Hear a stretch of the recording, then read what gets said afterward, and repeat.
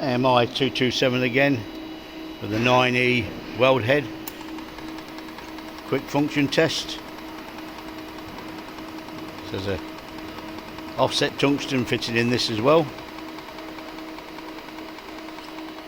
Standard collet on one side. This allows you to get close up to the edge. Running from the 227 again as a quick test.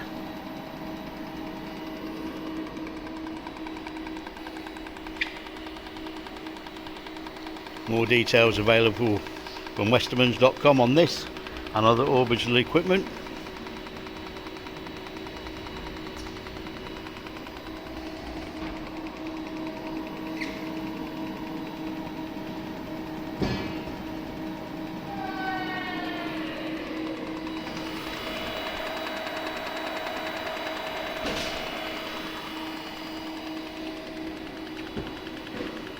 The 9 series head can also be converted back to a standard head if required.